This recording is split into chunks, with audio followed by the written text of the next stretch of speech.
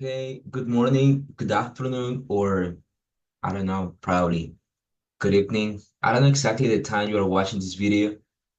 Today, I wanted to work on this one, knowledge is power. I have chosen this topic because I consider it's very important for every person and it helps us to be motivated. It is very important for you to understand that while learning English, motivation is very essential.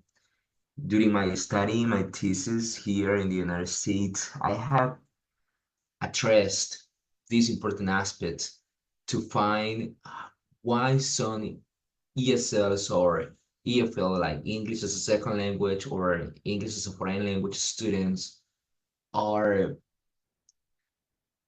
are having these challenges to learn a language as foreign language. In your case, right, in your context, because you are in El Salvador. Well, as far as I know, there is only one person living here in the United States, so she is the only one in an ESL environment, like ESL, English as a second language environment. English as a second language means that you are living in a country where the English language is the official language. However, it is very important to say that in the United States, the English language is not the official language. I don't know if you know it, right? But if you go to Google and you Google it, you will find that there is no official language in the United States. I know that the English language is the most spoken language in this country. However, this is not the official language. But the ESL environment is created and motivated. That's why I say, and I just clarify that one person in this classroom is living here, so she is the only one living the ESL environment. The rest of you are living in EFL environment, which is means that the only way you have to practice your English is here, watching this class, doing the activities, going to the university, practice with your classmate, practice with your teachers. So this is the only one chance you have. So this is why I just want to clarify this, and this is why I just want to mention that knowledge is power. When you know, right, when you improve your abilities, you are more capable to do many things. So during this class, you can see it over here. We will watch, listen, and so on about self-directed learning, which is autonomous learning. Look at this man, right? This is a teacher. You see these formulas are over here, these equations, and you can say, wow, this is hard. But at the same time, this person is this. So this is John Arshall, and he's playing in a professional league, right, for football, professional football here in the United States. But at the same time, as you can see right over here, he's studying math in advanced math, right, in advanced level at the Massachusetts Institute for Technology, MIT, which is one of the best ones here in the United States. So noticing this one, right? Everything is possible if you feel motivated, if you feel that you can do that. So when learning English as a foreign language or as a second language, this term motivation is important. According to one author that I am using in my thesis, her name is Bonnie Norton. She's from Canada. She said that student needs to feel motivated to learn that target language. If you feel motivated, you will be able to develop many linguistic skills like reading and writing or listening and speaking. The only one problem that I had found out in my country, El Salvador, is like many universities, including this one, is focusing on developing grammar, listening, and that's okay, right? But at the same time, it is important to say that if you exactly understand what you're doing here and what you are doing with this study, with this knowledge, right? You will be a different person. This is very important to notice. I had seen, right, that students are mainly focused on approving a course, which is okay, but not knowing too much. I had discovered this when I assigned some activities with this book, right? and I record it here, and some of you are not watching this one. So I think what they don't feel motivated. They don't feel like this is important for them. This is my perception of your study, right? It's like, I don't think he or she is motivated. Uh, this person is focused on approving this course, right? Because he or she wants to finish this major and get a job, right? But listen, feel motivated is okay when learning. If you understand, right, the importance of your major, you will be walking a different way and taking different steps to get or to be success, right? This is something essential. So now, guys, I want you to go here and I want you to see this vocabulary. This is the first thing that, and I will be doing this in front of you. Let's see, I will be moving, no, I will be moving right over here in front of you so you can see what you will be doing because the other day you were like, I don't know what to do, right? I don't know exactly what to do. I don't know exactly what we have to do. This activity is something that I will be checking, Brian, if you are working or not. The previous one in this same class is not evaluated. I said in this one, as you can see right over here, it says very clear, take it or forsake it or leave it, right? It's an option. You can click on here. However, it's pretty nice. If you can come here, right? It's pretty good. Look at this one. So if you want to practice, I know it's very funny, right? But if you want to practice, you can do it. It said hit modes that WR says so you can practice, right? And you can click it. That's it. This is what I want you to do. But as I said, right, this is optional. Yeah, don't feel like forced to do it. But at the same time, I have clarified that every activity, even if it's not evaluated, can help you improve your knowledge of the English language. Remember, you need more practice, and there you go, right? So today, I will be putting some, I think exactly here, things you can do, right? Number one, I want to come here and let you know, right, what you have to do. And it is this one. It's about vocabulary. So I will be putting here vocabulary.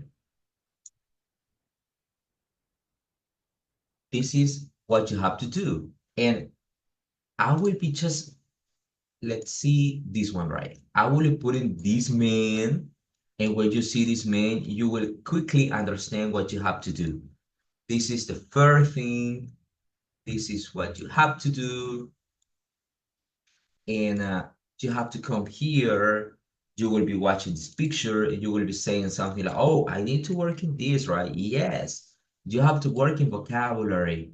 What page is this one? I know you don't have this book, but I'm giving you this for free, right? You will be paying attention to this vocabulary and I will be letting you know. You will be working on activity letter B. I mean, this is A, it's part of this one. Activity A, activity B, and C. So I will be writing here, work on activities A, B, and C from the vocabulary section. Vocabulary. Okay, sorry. Okay, click here and go back to here. So this is the first thing. Work in the vocabulary section, right? I will be playing here so you can listen this one. And when you watch this vocabulary, these words in bold, color blue, you have to write it here. You can use your notebook to do that. Memorize the vocabulary because vocabulary is essential. I want to show you that it's very essential. Let's see. Exercise A. Meaning from context. Page 104. The Feynman technique. Richard Feynman is one of the most important scientists of the last 100 years. He attended MIT and Princeton University, two of the best colleges in the United States, and then became a professor. During his life, he developed several major ideas that helped him gain fame, success, and even a Nobel Prize. Feynman was also known as an excellent teacher. Even if you know little about the history of science, you may be familiar with Feynman's name from the so-called Feynman technique. This is an effective way to learn something quickly. The method is similar to an old saying, "If you want to learn something well, teach it to others." Feynman went further. He said you only know something well if you can explain it in a simple way so that even children can understand. This ability is one that many great teachers have. The Feynman technique has several stages. First, choose a topic you feel is worth knowing. Second, find and study useful resources for learning about this topic.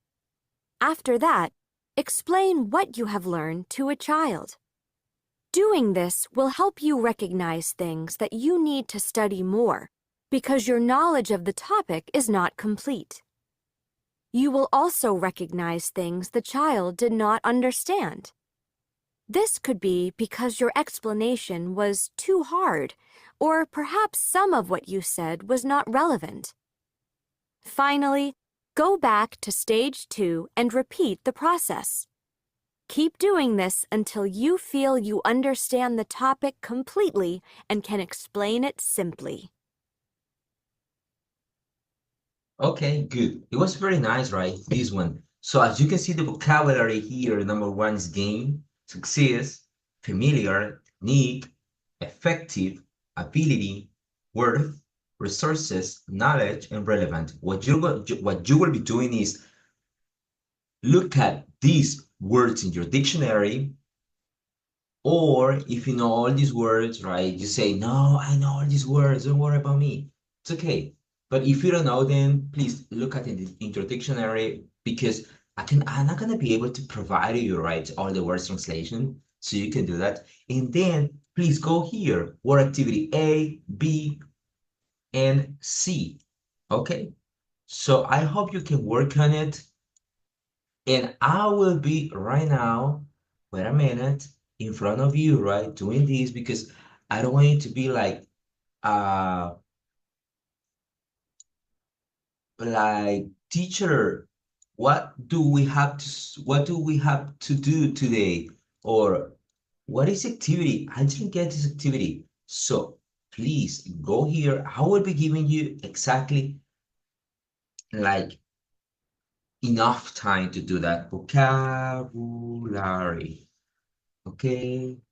So what I want you to do is work and these activities on your notebook and upload a picture of your assignment here.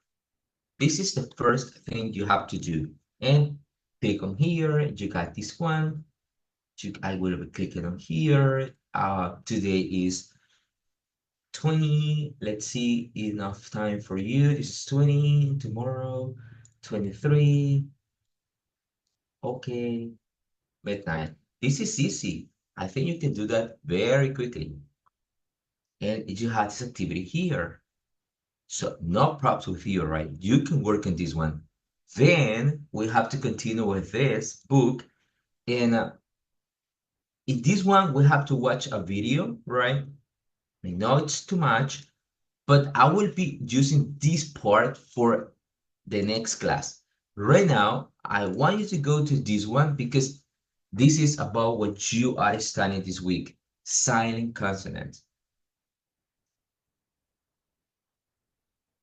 I want to tell you that in English, we have some silent consonants. That means that We don't pronounce some specific letters when talking in English. Every person around the world, around this globe, speaks differently the English language. Some of them speak very good, right? Some of them speak different. No. Some of them speak good, but in their own way.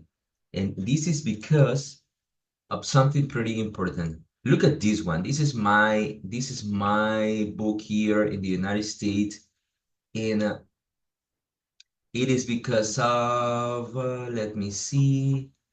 I want to show you this one. This one. This one. Look at this one. It says confusion matrix here, Miller and Nicholas, right? Consonant. And you have here a spoken stimuli and perceived stimuli. This is the way, this one is the way how people speak. And this is the way how native speaker perceive it. And this is because, as you can see right over here, that people, when people pronounce the P, like sometimes it is perceived the P in 50.6 hertz, or it is a good perception, but sometimes this P is confused with it in English. Sometimes this is like how many times, right? The P is confused when you're speaking with K in English. The P is sometimes confused with F in English or F in English. That's pretty normal, right? But until here, however, if you see, let's see the F, right? When you're speaking and you pronounce a word with the letter S, sometimes this can be confused with this letter, the P, T, K, F, S, sh, B. No. Let's see. Yes, B and V and so as you can see right over here, it is very important to understand how you pronounce the words. And I want to let you know, right, that every person speaks differently. The thing is like no one speaks equal, right? Because in this study, as you can see right over here, let's see, I want to just find it. Maybe it's right over here. The other potential and future of the consonants. Voice is very articulated. No, it's not this one. But the point is that in many occasions, right, when you're speaking English, you don't need to focus on this. I want to clarify this. This is very important. You see it over here. Wait a minute. You see it over here that says GAE, right? It says for GAE hertz. GAE means General American English. The General American English, guys, is to understand how Americans or native speakers of the English language produced these words. This is how native speaker produced them, but this is not the way how Hispanic populations or Latin American people or Salvadorian speakers produce these words. So it's pretty different. I want to clarify this, right? Because people say, "Oh, I don't like your pronunciation." But it's not about pronunciation, it's about accent. If your pronunciation is okay, but you have an accent, this is pretty normal. Everybody has an accent, especially here in the US. If you are here, the person who's here, right, can say this, or she can notice this when she goes to the bus station, when she goes to the gas station, when she goes to the banks, when she goes to whatever. There are many people from around the world, and you say, oh, well, this person is from Africa. So this person has an accent from Africa. However, his or her pronunciation is good. I can understand and distinguish. I can perceive the sounds. You got it? Because this is about this, right? You have to be able to produce the sounds correctly and accurate, but probably these sounds will not be like, oh, well, these sounds will be having an accent, and this is okay. So pay attention to this part. Pronunciation. Silent consonants. Page 110. Consonants are usually pronounced, but some words have silent consonants. Often, silent consonants are part of a sequence or cluster of consonants. The B in MB and BT is always silent at the end of a word. Thumb. Doubt. The K in KN is always silent at the beginning of a word. No. Knife. The W in WR is always silent at the beginning of a word. Right. Wrong. Okay, guys, so now what I want you to do is pretty simple. Work in this activity, only this one. And as I did before, I will be, let me see, putting this one here to let you know, right, that you have to watch this video. I hope, right, that you can watch it because many times you are writing me, what do we have to do today? Or what is a quiz? Or exactly things like this one, right? Silent consonant. I will put in a picture for you can distinguish that this is from here. And complete activity. Let's see, this is E. E only. Okay. And I will be taking another screenshot where you can distinguish what you have to do. I will be providing you the answers later on. Let's see.